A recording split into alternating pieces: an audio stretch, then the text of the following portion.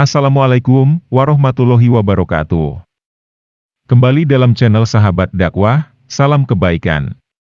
Sahabat semua, pada kesempatan kali ini, akan dibahas tentang karakter setan, jenis dan tugasnya.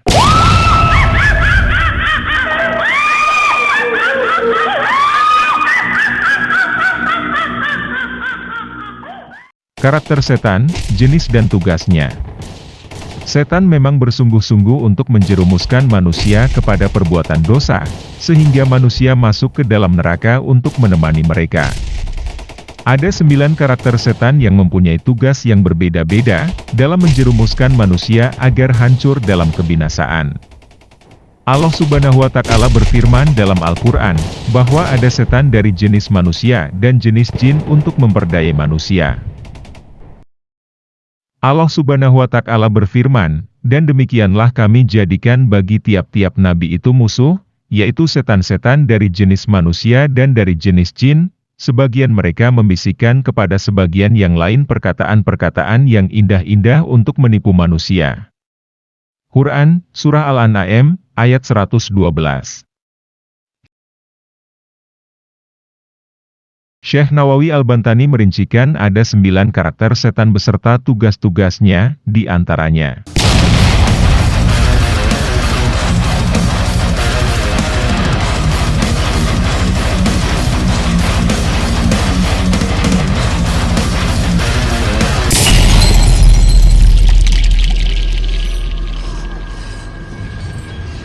Pertama, setan Zelanbur, adalah setan yang bertugas di pasar-pasar. Mereka akan menyesatkan para penjual untuk mengucapkan hal yang sia-sia dan sumpah bohong dalam transaksi jual belinya. Setan Zelanbur juga mendorong pedagang untuk memuji-muji barang dagangannya dengan cara berlebihan, bahkan juga mengurangi timbangan dagangan mereka. Kedua, setan Hanzab. Setan jenis ini melakukan tipu daya kepada manusia agar mereka enggan melaksanakan ibadah. Jika manusia merasa malas beribadah, hal itu sebenarnya karena sudah terhasut rayuan setan Hanzab. Untuk itu, perbanyaklah memohon perlindungan kepada Allah Subhanahu wa Ta'ala dari godaan setan ini.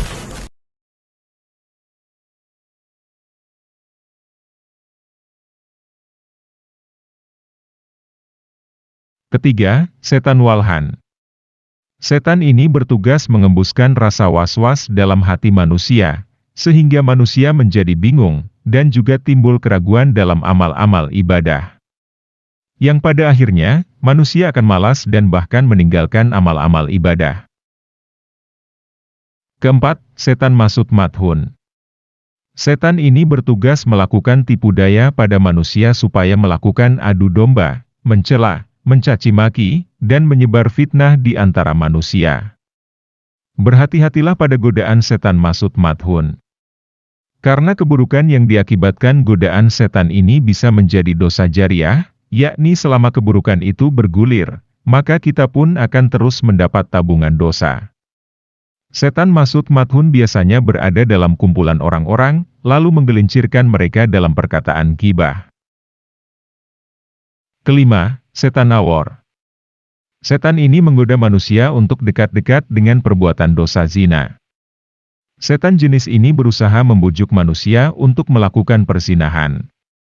Mereka menghias syahwat seindah mungkin, agar manusia melakukan hubungan terlarang tersebut. Keenam, setan Wasnan. Setan ini bertugas mendorong seseorang untuk selalu tidur atau mengantuk. Setan ini akan memperberat kelopak mata manusia hingga terkantuk-kantuk, lalu malas dalam ibadah. Ketujuh, setan Tibir. Setan ini tugasnya cukup unik, namun tetap berbahaya.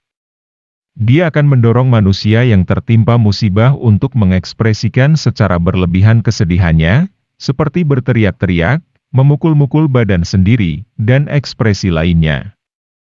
Jika tergoda setan ini, manusia seakan-akan tidak menerima atas takdir Allah ketika mendapatkan musibah.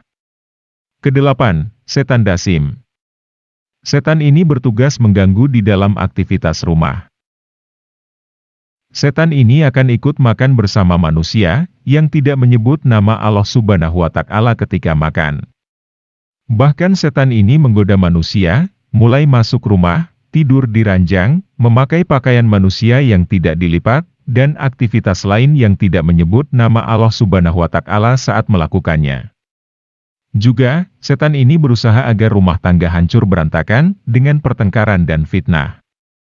Kesembilan, setan abyad. Setan ini bertugas paling sulit, karena yang diganggunya adalah para nabi dan para kekasih Allah.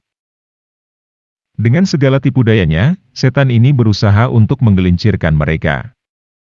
Biasanya setan ini menghembuskan sifat sombong, ria, dan godaan agar merasa lebih baik daripada manusia yang lain. Demikianlah 9 jenis dan karakter setan, yang selalu menggoda umat manusia dalam berbagai kesempatannya. Tiadalah tempat bagi manusia untuk berlindung dari godaan-godaan setan itu, kecuali perlindungan dari Allah Subhanahu wa Ta'ala. Semoga Allah Subhanahu wa Ta'ala melindungi kita semua dari godaan setan yang terkutuk itu. Salam kebaikan untuk kita semua, dan jangan pernah lelah untuk selalu berbuat kebaikan. Sebab, sekecil apapun kebaikan itu, akan sangat berpengaruh untuk seluruh kehidupan manusia di dunia ini. Wassalamualaikum warahmatullahi wabarakatuh.